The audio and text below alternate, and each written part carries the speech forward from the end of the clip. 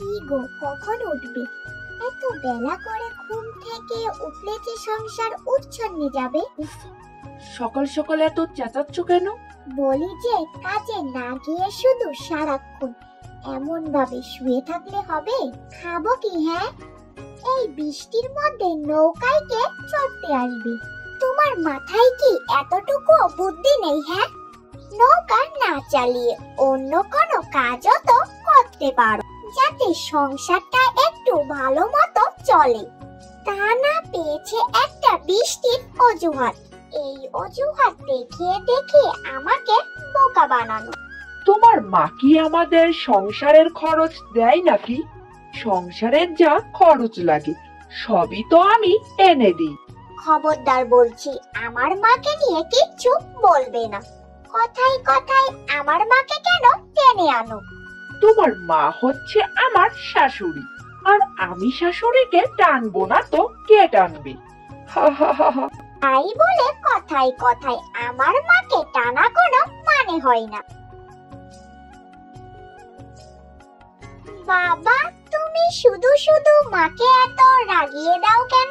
তোর মাকে না রাগালে যে আমার পেটের ভাতই হজম হয় না।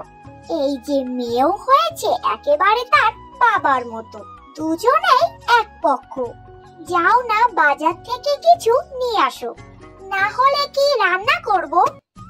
দেখতে পারছো না বাইরে কত বৃষ্টি হচ্ছে? এই বৃষ্টিতে কোনো বাজার বসবে নাকি? শিউলি মা, ও শিউলি মা, একটু বাইরে আয় তাড়াতাড়ি, বৃষ্টিতে একদম ভিজে গেলাম যে। কে যেন এসেছে মনে হচ্ছে। এ কি মা, তুমি বৃষ্টিতে ভিজে আসলে যে?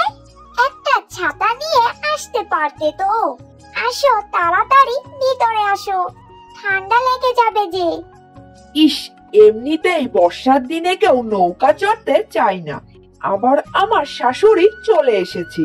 আমার হাতে তো কোনো টাকাও নেই, ভালো মন্দ খাবো কি করে? আমি যখন বেরিয়েছি তখন তো কোনো বৃষ্টি ছিল না, নইলে তো ছাতাটা নিয়েই আসতাম। শিউলি মা, এই ব্যাগটা রান্নাঘরে নিয়ে যা। এখানে আমাদের পুকুরে দুটো টাটকা কাতলা মাছ আছে বুঝলি, আর চিংড়ি মাছও আছে। তাড়াতাড়ি তুই ব্যাগ থেকে বের করে রাখ। বাবা, শাশুড়ি মা তো অনেক কিছুই নিয়ে এসেছে। যাই হোক, আজকের দিনটা কাটুক, কাল আকাশটা ভালো হলে আমিও কাজে যেতে পারবো। তুমি এক কাজ করো, বাজার থেকে মুরগির মাংস নিয়ে আসো। মাঝে মাছগুলো এনেছে, শুধু সেই মাছ দিয়ে খেতে দিলে কেমন একটা দেখায় না? কতদিন পর মা আমাদের বাড়িতে আসলেন। আমি যে কোথা থেকে মাংস আনবো তুমি তো কদিন ধরেই দেখছো।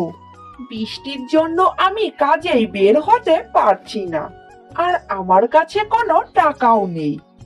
যাও তো, কিভাবে আনবে সেটা তোমার ব্যাপার। কতদিন থেকে বলছি, নৌকা যখন চালাতে পারছো না, অন্য একটা কাজের ব্যবস্থা করো। তা না বৃষ্টির অজুহাত দিয়ে শুধু শুয়ে থাকো। উফ, তুমি বুঝতে পারছো না। দূর, আমি যাই। যাই হোক, বৃষ্টিটা একটু কমেছে।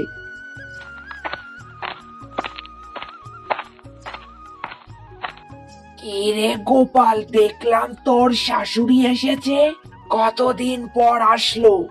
একটু ভালো মন্দ খাওয়ার, শরীরটা তো শুকিয়ে কাঠ হয়ে গেছে দেখলাম। হ্যাঁ গো দাদা, সেটা তো করতেই হবে। দেখি বাজারে গিয়ে কিছু পাই নাকি। শিউলি মা, মাছগুলো ভেজে কালকের জন্য রেখে দে, আর চিংড়িগুলো আজকে খাওয়ার জন্য রান্না কর। ওকে তো বললাম মাংস নিয়ে আসার কথা, কিন্তু কেন যে এখনো আসছে না? হয়তো আজকে বৃষ্টির জন্য বাজারই বসেনি। কি তুই জামাইকে মাংস আনতে বাজারে পাঠিয়েছিস?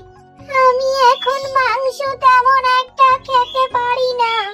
আমি তোর বাড়িতে এসেছি বলে ভালো মন্দ বাজার করে আমাকে খাওয়াতে হবে, তেমন কোনো ব্যাপার না রে মা। সত্যিই আমি ভাবতেই পারিনি। মা, আমি আপনার মতো শাশুড়ি পেয়েছি। আমি সত্যিই ধন্য। এখন থেকে আপনি এখানেই থাকবেন। হ্যাঁ মা, আমরা এখন থেকে সবাই একসাথেই থাকবো। তোমাকে আর ওই বাড়িতে যেতে হবে না। একা একা থাকো, এখন তো তোমার বয়সও হয়েছে, বলো।